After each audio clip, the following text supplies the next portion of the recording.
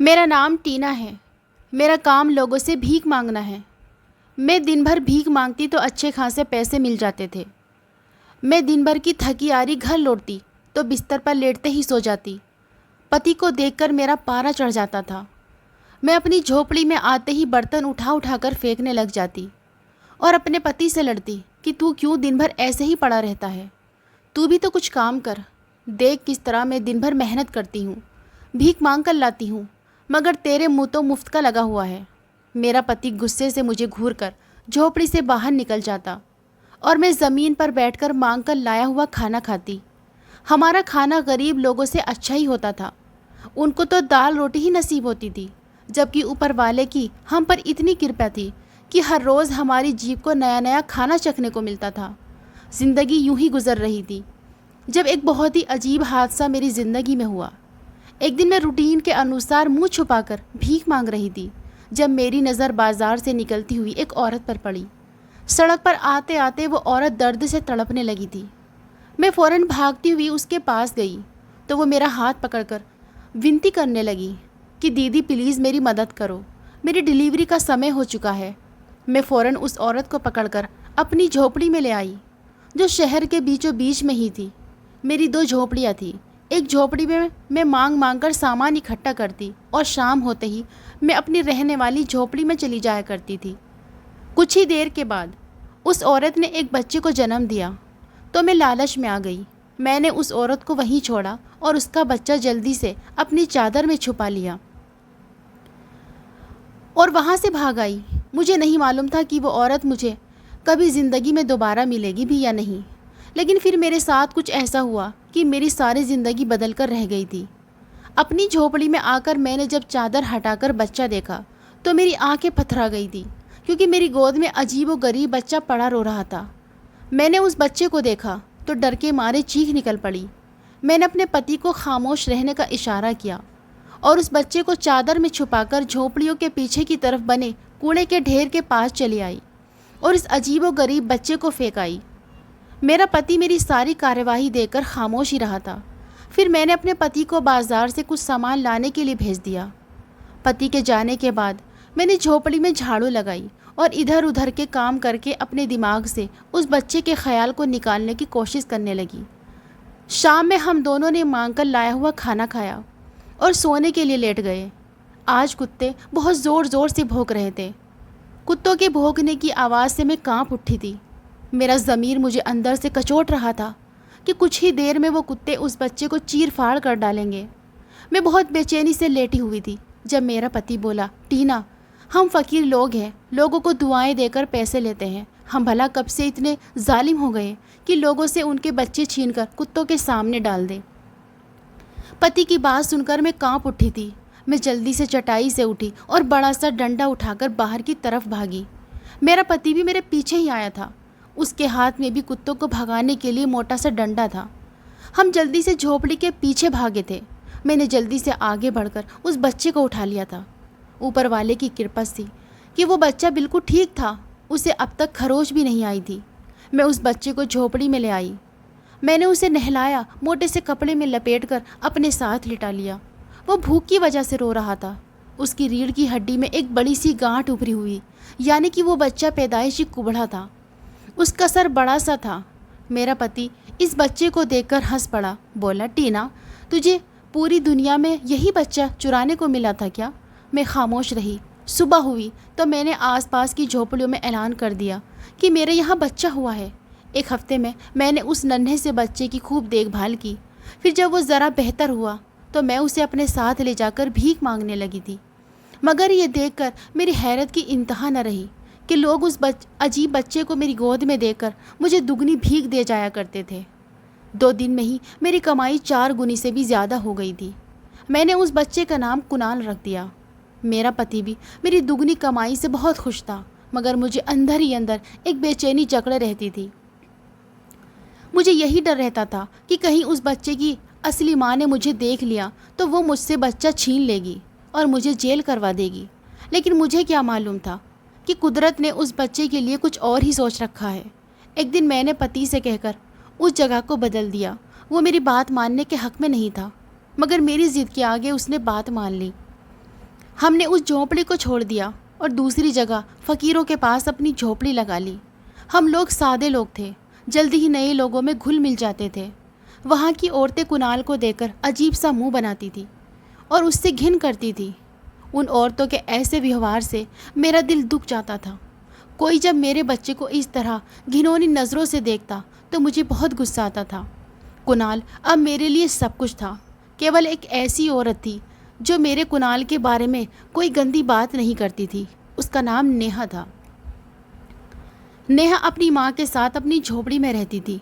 नेहा मेरे पास आकर बैठ जाती और कुणाल को देखती रहती थी। वो उसके बारे में मुझसे ढेरों सवाल पूछती तो मैं चौंक उठती थी। मुझे नेहा पर शक हो गया था। वो कुणाल को बड़ी ललचाई हुई नज़रों से देखती थी।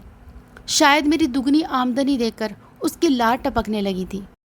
मैंने अपने पति से अपने डर का इजहार किया तो वो बड़ी देर तक हंसता रहा।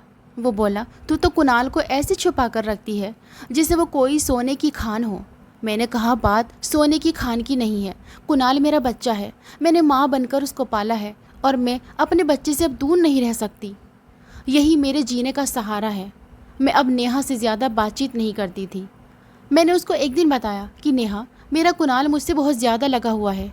ये तो मेरे अलावा किसी के साथ भी रह नहीं सकता, किसी के हाथ का कुछ खाता भी नहीं है। ऊपर वाला न करे, अगर ये मुझसे बिछड़ गया तो मेरे बिना ये मर ही जाएगा। मेरी बात सुनकर नेहा चुप हो गई थी। नेहा से मुझे बड़ा डर महसूस होता था। मेरे दिल में यही बात आती थी कि ज़रूर नेहा मेरे बच्चे के पीछे पड़ी है और ये कुणाल को मुझसे छीन कर ले जाएगी। इसलिए मैं उसको डराने के लिए ऐसी बातें करती रहती थी। धीरे धीरे नेहा का व्यवहार मेरे और कुणाल के साथ अब नॉर्मल होने लगा था।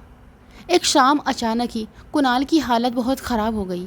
उसे बहुत तेज़ बुखार हो गया। मेरा पति भीख मांगने गया हुआ था। मैं बहुत परेशानी की हालत में थी। तब नेहा कुणाल के रोने की आवाज़ सुनकर मेरे पास आई और पूछने लगी, क्या हुआ। जब कुणाल की बीमारी का बताया तो वो परेशान हो गई। वो बोली, मैं अभी इसके लिए दवाई लेकर आती हूँ। वो मेडिकल स्टोर से सिरप ले आई। मैंने वो सिरप कुणाल को दिया तो वो सो गया। नेहा मेरे पास ही ज़मीन पर बैठ गई और बोली, औलाद इंसान को कितनी प्यारी होती है ना। मैं बोली, हाँ, तुम्हें कैसे पता, तुम तो कुंवारी हो। वो बोली, नहीं, कुंवारी नहीं हूँ।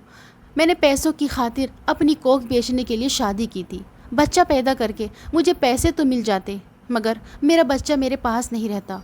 वो बच्चा तो उन्हीं लोगों का हो जाता जो लोग मुझे ढेर सारे पैसे देते। इसी शर्त पर तो मैंने अपनी कोख बेच दी थी। इसलिए तो मैं तुम्हारे कुणाल से बहुत प्यार करती हूँ। मैं हैरत से नेहा की तरफ देख रही थी। मैं बोली, तुम मुझे खुलकर सारी बात बताओ। नेहा ज़ोर ज़ोर से रोने लगी। मैंने नेहा को कहा, आज तुम मुझे अपनी दास्तान सुना ही दो। मुझे पता है तुम्हारे इन आंसुओं के पीछे एक बहुत ही दुख भरी कहानी छुपी हुई है। आखिर तुम्हारे बच्चे के साथ क्या हुआ था। नेहा बोली, हम भी भिखारी हैं। भीख मांगकर 2 वक्त की रोटी मिल जाती है तो खा लेते हैं, मगर बीमारियाँ घेरे हो तो उसका इलाज नहीं करवा सकते। मेरे बाप को कैंसर हो गया था। हमारे पास इलाज के पैसे नहीं थे। भीख के पैसों से तो बाबा का इलाज नामुमकिन था। फिर एक दिन मेरी अम्मा ना जाने कहाँ से आई। वो बहुत खुश थी। वो मुझसे लिपट कर बोली, नेहा, ऊपर वाले ने हमारी सुन ली है। तुम्हारे बाप के इलाज के लिए ऊपर वाले ने तुम्हें चुन लिया है। तुम अपने बाप का इलाज करवाओगी। मैं हैरानी से अपनी माँ को देख रही थी। मैंने पूछा, अम्मा, आप क्या कह रही हो।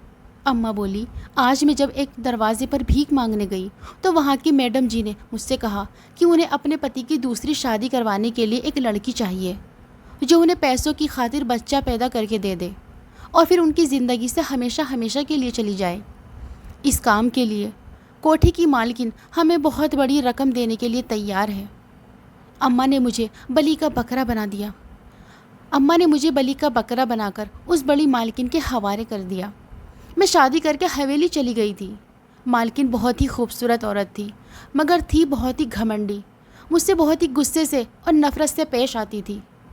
उसने मुझसे कहा कि मैं तुम्हें सिर्फ अपने पति का बच्चा पैदा कराने के लिए लाई हूँ।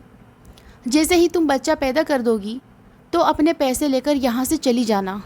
उसके बाद कभी मुड़कर भी बच्चे का नाम मत लेना। मैं खुद कम उम्र की लड़की थी। मुझे भला बच्चों की क्या ज़रूरत थी। मैंने तो सिर्फ अपने बाबा के इलाज की खातिर ही इतनी बड़ी कुर्बानी दी थी। मेरी शादी मालिक से हो गई थी। उनकी उम्र 40 साल के लगभग थी। वो बहुत ही नरम दिल और अच्छा इंसान था। उन्होंने मेरा ध्यान रखा। धीरे धीरे ये हकीकत खुली कि मालिक अपनी मौजूदा पत्नी के साथ खुश नहीं है।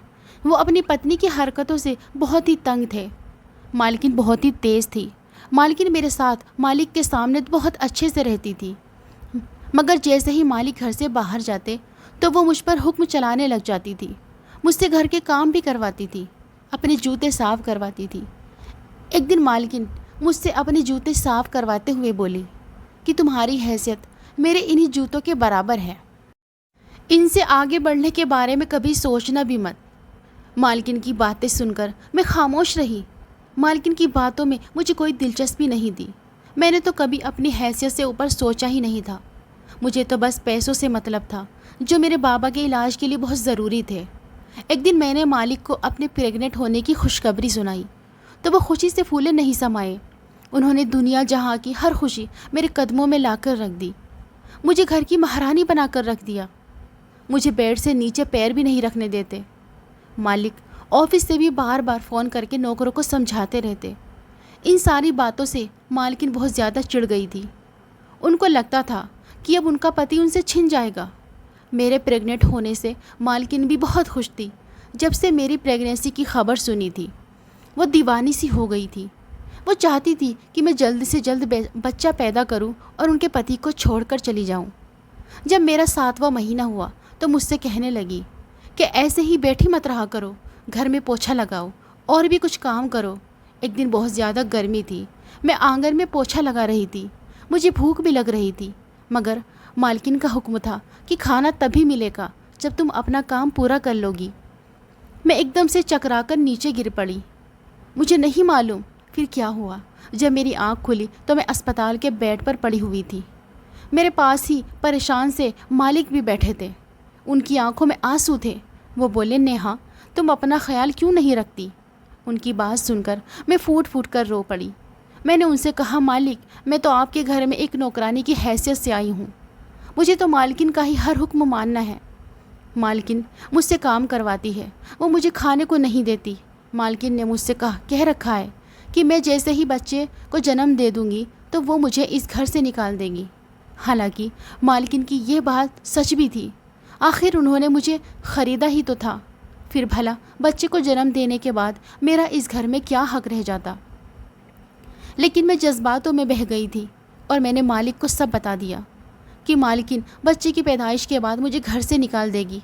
मेरी बातें सुनकर मालिक की आंखें खुली की खुली रह गई। वो हैरत से मुझे देख रहे थे। उन्होंने कहा, नेहा अगर ऐसी बात थी तो तुमने मुझे पहले क्यों नहीं बताया। फिर उसके बाद वो उठकर मेरे पास से चले गए। अगले दिन जब मैं अस्पताल से डिस्चार्ज होकर घर आई तो मुझे नौकरों के मुंह से पता चला कि मालिक ने घर आकर मालकिन की बहुत बेइज्जती की थी। उन्होंने एक एक नौकर से पूछा था कि मालकिन ने नेहा के साथ क्या व्यवहार रखा है। अब मुझे मालकिन के गुस्से से डर लग रहा था। मैंने तो कभी ये सोचा भी नहीं था कि ये सब कुछ हो जाएगा। मैं बहुत डरी हुई थी कि न जाने आगे क्या होगा, मालकिन मेरे साथ क्या व्यवहार करेगी। मुझे विश्वास था कि मालकिन मुझसे इस बात का बदला ज़रूर लेगी। फिर वही हुआ जिसका डर था। कुछ महीनों बाद मालिक अपने बिजनेस के सिलसिले में दूसरे शहर चले गए। मालकिन मेरे सर पर आ टपकी। उन्होंने मेरी औकात मुझे याद दिलाने में 1 मिनट भी नहीं लगाया। वो बोली, भिखारन है ना तू, मैंने तुझे अपने घर में जगह दी, इज्जत दी, लेकिन तूने मेरे साथ क्या किया। मालकिन ने मुझे धक्के देकर घर से निकाल दिया। मैं घर से निकल आई। मैं 2 दिन तक दरवाजे दरवाजे दर बदर फिरती रही। भूख की वजह से और थकान की वजह से मेरी तबीयत बहुत ख़राब होने लगी थी। और अचानक मेरी तबीयत इस कदर ख़राब हुई कि मुझे मालूम हो गया कि मेरी डिलीवरी का समय पास आ गया है। मैं भरे बाज़ार में एक औरत से मदद मांगने लगी। वो औरत मुझे लेकर अपनी झोपड़ी में चली गई। उसने मेरी मदद तो की, लेकिन जब मैंने बच्चे को जन्म दिया तो वो औरत मुझे वहीं पर छोड़कर और मेरे बच्चे को लेकर भाग गई। नेहा की बात सुनते ही मैं सदमे में आ गई। मैं बोली, नेहा क्या तुम जानती हो मैं कौन हूँ। नेहा रोते हुए बोली, हाँ मैं जानती हूँ कि तुम कौन हो। तुम वही औरत हो जो मेरे बच्चे को लेकर भाग गई थी। मैंने तुम्हें हर जगह ढूंढा लेकिन तुम मुझे नहीं मिली। यूं ही गिरती पड़ती जब अपनी झोपड़ी में आई तो मेरी माँ ने मुझे बताया कि मालकिन ने अभी तक उन्हें 1 रुपया भी नहीं दिया। इलाज न होने की वजह से मेरा बाप भी मर गया। अब मैं और मेरी माँ ही रह गए थे। मैंने जब बच्चे को जन्म दिया था तो मैंने अपने बच्चे को देख लिया था। मुझे मालूम हो गया कि मेरा बच्चा नॉर्मल बच्चा नहीं था। मुझे अपने बच्चे की बहुत चिंता थी कि न जाने उसका कोई ख्याल भी रखता होगा या नहीं। मैं बड़ी बेबस थी। मैं और मेरी माँ अकेली ही थी, हमारा दुनिया में कोई नहीं। तो फिर मेरे लिए बच्चे को कौन ढूंढता। मैंने अपने ऊपर वाले के भरोसे सब कुछ छोड़ दिया और देखो उसने किस तरह से मेरा साथ दिया। उसने मेरा बच्चा खुद मेरे पास लाकर छोड़ दिया। तुम मेरी शक्ल सूरत भूल गई थी, मगर टीना मैं तुम्हारी शक्ल नहीं भूली। मैंने इरादा कर लिया था कि मैं तुमसे अपना बच्चा छीनकर भाग जाऊंगी, मगर जब तुमने यह बताया कि ये बच्चा तुम्हारे अलावा किसी के हाथ से कुछ खाता पीता नहीं है, तो मैंने अपना इरादा बदल दिया। मुझे अपने बच्चे की ज़िंदगी से ज़्यादा कुछ भी प्यारा नहीं था। मैं नेहा की बातें सुनकर दंग रह गई थी। इस बेचारी ने छोटी सी उम्र में क्या कुछ नहीं सहा था। मैं बोली, तुम चिंता मत करो, तुम्हारा मुकदमा मैं लड़ूंगी। वो हंस पड़ी थी। ऐसा लगा जैसे वो हंसते हंसते रो रही हो। मैंने उसके मालिक का नाम पूछा तो उसने मालिक का नाम राजेश बताया था। मुझे पता था कि आगे क्या करना है। मैंने मालिक के ऑफ़िस को तलाश करना शुरू कर दिया। मुझे ऑफ़िस ढूंढने में ज़्यादा मेहनत नहीं करनी पड़ी थी जितनी मेहनत ऑफ़िस में दाखिल होने के लिए करनी पड़ी। मुझे भिखारन को कौन ऑफ़िस में घुसने देता। फिर एक दिन सुबह सवेरे ही उस ऑफ़िस के बाहर जाकर खड़ी हो गई। मुझे मालूम था कि जो भी सबसे बड़ी गाड़ी ऑफ़िस में आएगी वही मालिक की होगी और मेरा ये तीर निशाने पर बैठा था। अब मुझे वही करना था जो मैं सोचे हुए थी। जैसे ही मालिक अपनी गाड़ी से निकले मैं चिल्ला उठी कि मालिक जी, मैं आपकी पत्नी नेहा का पता जानती हूँ। उनके चलते चलते कदम रुक गए थे। मालिक बिना सोचे समझे ही मेरे साथ चल पड़ा था। उसकी गाड़ी जब झोपड़ी के बाहर रुकी तो नेहा भी बाहर खड़ी थी। वो अपने मालिक को देखकर रोते हुए उसकी तरफ भागी थी। नेहा बहुत देर तक रोती रही। मालिक बोला, नेहा तुम मुझे छोड़कर अपने आशिक के साथ क्यों भाग गई? तुम्हें तलाक चाहिए थी तो मुझे बता देती। तब नेहा और ज़ोर से रोने लगी। उसने रोते रोते सारी दास्तान सुना दी। सारी कहानी सुनकर मालिक की आंखों में आंसू आ गए। मैंने नेहा का बेटा नेहा की गोद में दे दिया और जब नेहा ने अपना बच्चा मालिक के सामने किया तो अपने बच्चे को देखकर उनके चेहरे पर दर्द उभर आया था। लेकिन फिर उन्होंने अपने बेटे को गोद में उठा लिया और अपने बेटे को चूम चूम कर रोते रहे। फिर नेहा को और अपने बच्चे को अपने साथ ले गए। मैं अकेली रह गई थी। मैं अपने कुणाल को याद करती रोती रहती थी। मेरा दिल किसी चीज़ में नहीं लगता था। यूं ही रोते रोते 1 हफ्ता गुजर चुका था जब एक दिन मालिक और नेहा बड़ी सी गाड़ी में बैठकर मेरे पास आए थे। नेहा ने मुझे बताया कि वो अपनी माँ को लेने आई है। नेहा ने बताया कि मालकिन ने खुद ही मालिक से तलाक ले लिया है और वो हमारा घर छोड़कर चली गई है। मुझे बहुत खुशी हुई कि चलो नेहा का घर बस गया था। फिर नेहा का पति मेरे पास आया और मेरा धन्यवाद किया कि इतने दिन तक मेरे बच्चे का ख्याल रखा और मेरी पत्नी नेहा से मुझे मिलवा दिया। फिर उन्होंने एक नोटों से भरा बैग मेरे हाथ में थमा दिया।